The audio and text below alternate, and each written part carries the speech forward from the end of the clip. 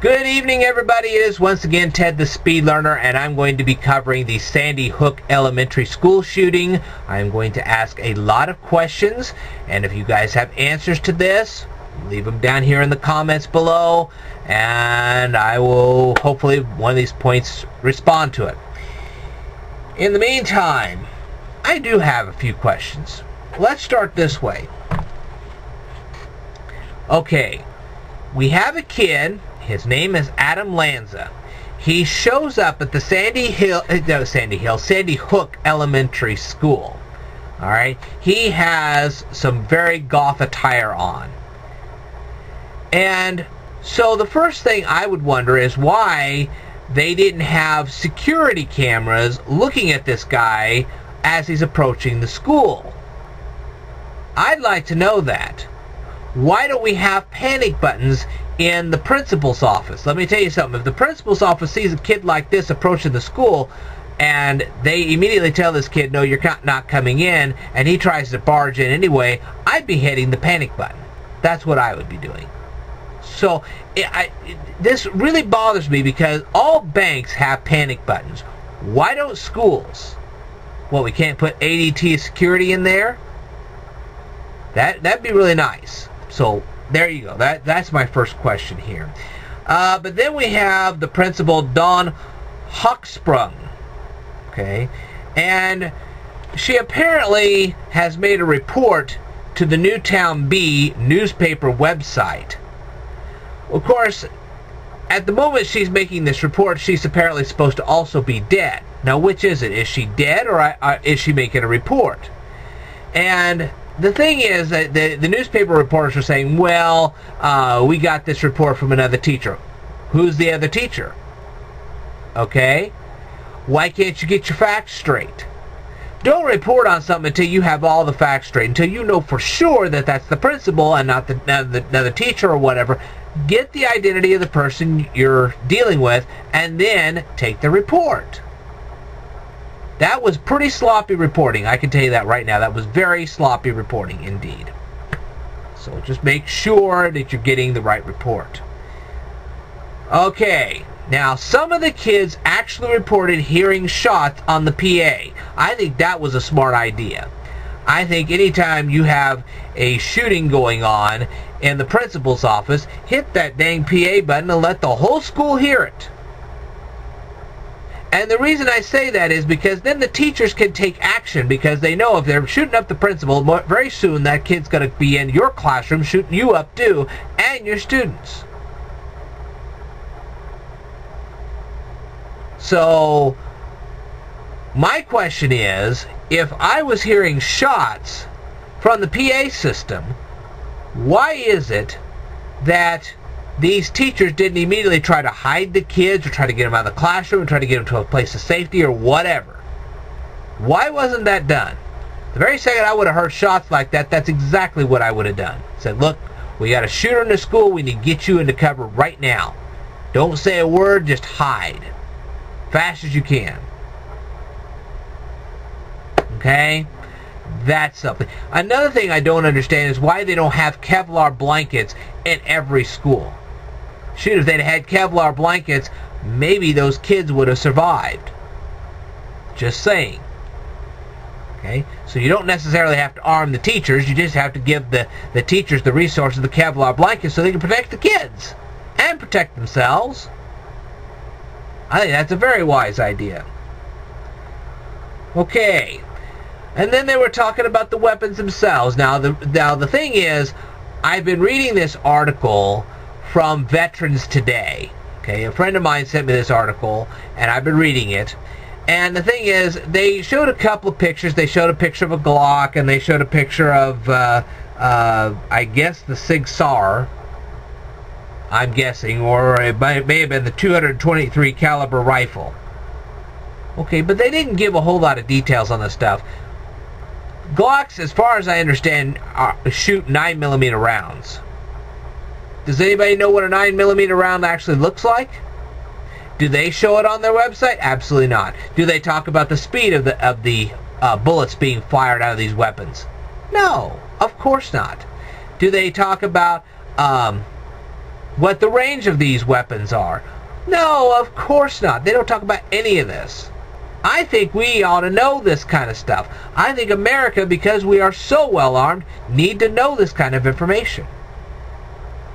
So, if anybody watching this has links to Glocks, Sig Sauers, 223 caliber rifles, leave links down here below so we can see what these weapons look like, what the speed of the bullets coming out of them are like, what kind of bullets these things actually take, what the range of these weapons are. We need to know all this information. The same thing with the black Honda. What make and model was the black Honda? Was it in good condition or bad condition? Here's another question I have, okay? This kid, this Adam Lanza, is supposed to be so emotionally disturbed. How did he get a driver's license? Did he take the vehicle illegally? And if so, how did he get the keys to the car? Okay? Obviously, he shot his mom. How did that happen? Okay? So you're telling me that Nancy Lanza, knowing that she has an emotionally disturbed kid on her hands, didn't lock up those weapons tight and hide the keys, and if she was taking him out to shooting, why she didn't observe him very carefully while he was handling the weapons? I'd like to know that. Those are questions I think we should be answered. Okay? Oh, and here's another one for you. Okay. So, why isn't there a police officer say just outside the school, maybe in a parking lot or something like that, maybe some off-duty police officer or whatever, observing the traffic that's coming in to the parking lot of the school? If you see a funky situation where a black Honda suddenly pops up and the kid steps out of it, he's in goth attire, that would raise some warning bells to me. Why not check the driver's the license plate, see if that kid's supposed to be driving the vehicle? If not, tackle him. Tackle him before he gets into school. Put a report in. Say, look, this kid's not supposed to be here. That's another thing. They were saying that they had an initial report that Nancy Lanza was a teacher in the school. All you had to do was check the school's official website, and if that teacher's not listed, that isn't a teacher in that school. It might have been a teacher's aide. I don't know. But they've never really answered concretely what this Nancy Lanza's involvement was with that school. They were saying then that Adam Lanza was a student there.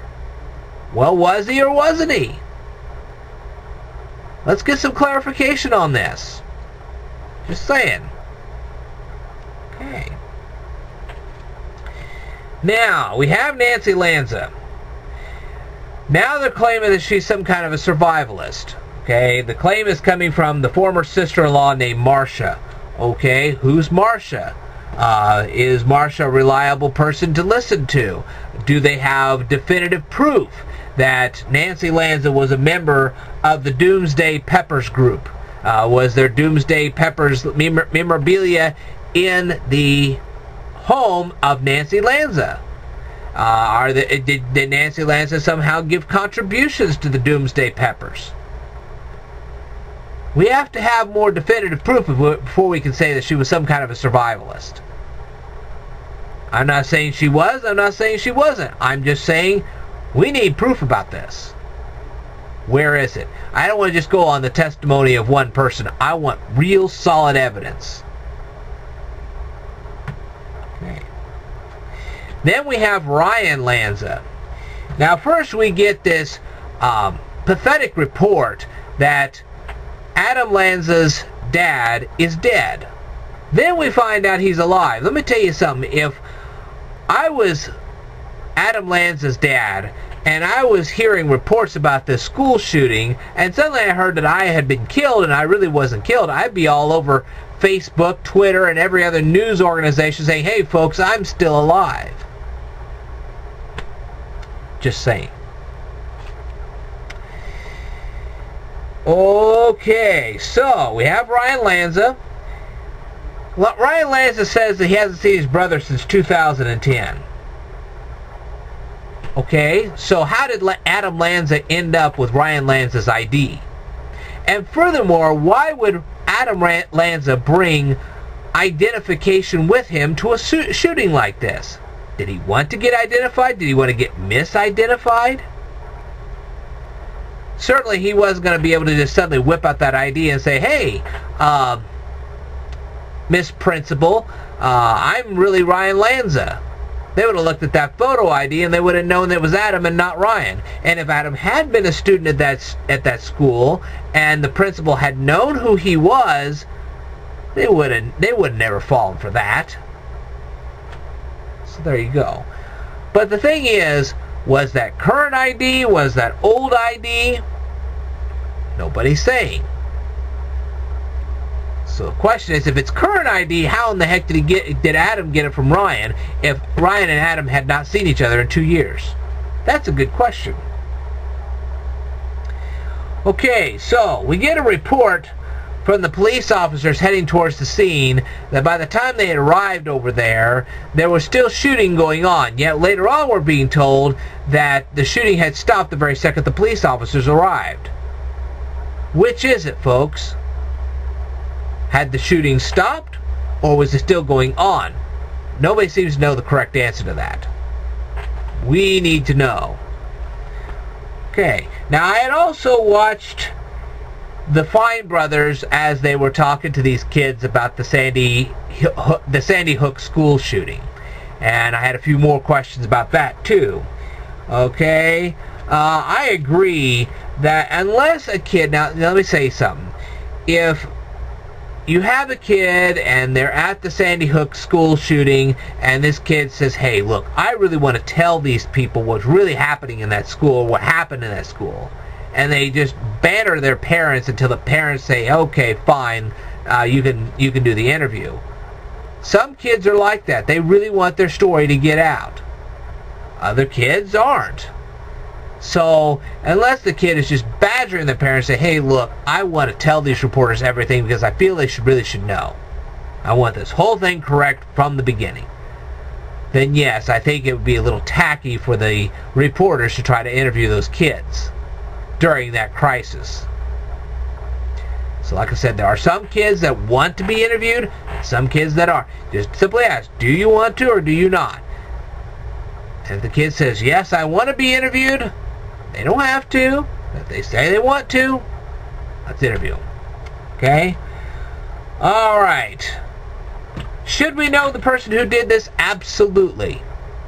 We need to know this person's still alive or dead. We need to know where this person is. We need to know what this guy's mindset was that would cause him to do this kind of stuff. We need to know things like that so we can prevent future shootings. Yes, we need to know this information. Knowing things doesn't harm you.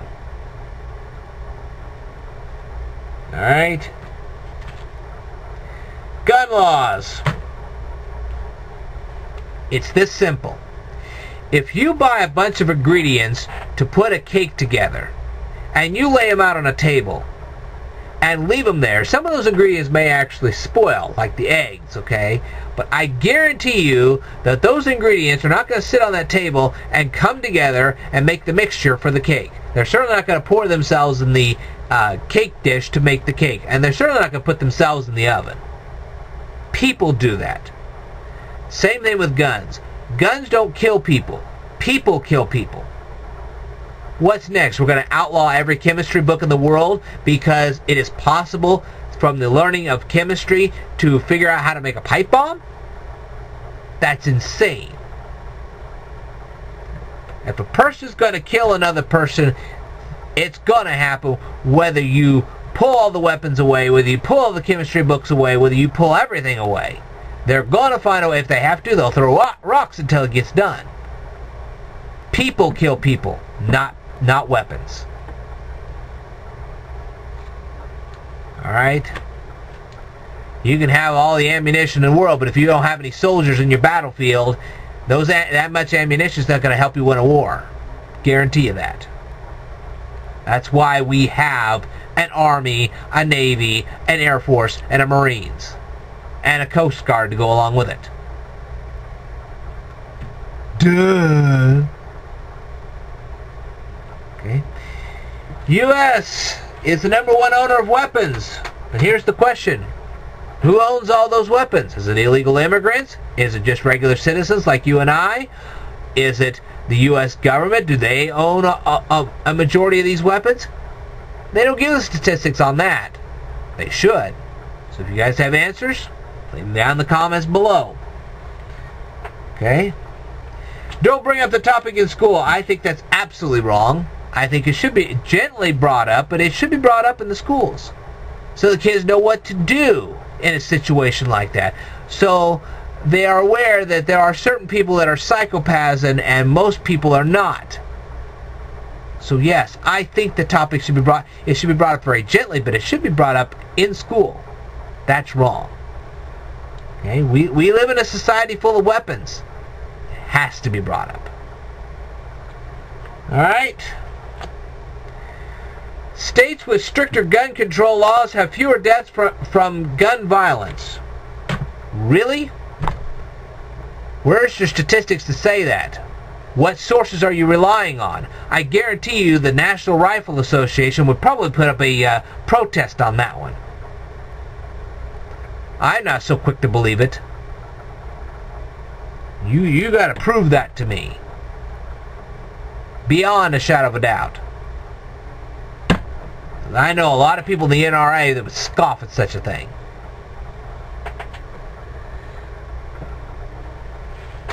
I do agree with the psychology tests, though. I agree with that. Okay, I think anybody who is trying to obtain weapons should be given a psychological test, just to see how balanced or lack thereof they really are. So that one I agree with. Now, certainly there are a lot more questions, and I'm sure I'm going to get a whole bunch of them down in the comments down here below, but I'm going to stop the video here at this point because I'm just getting tired, and that's all I need is to just get exhausted over this, okay? But if you want to respond to any of these, you are more than welcome to leave a comment down here below or video response. I'd love to hear what you have to say. In the meantime, I will tell you more in a future video, so stay tuned.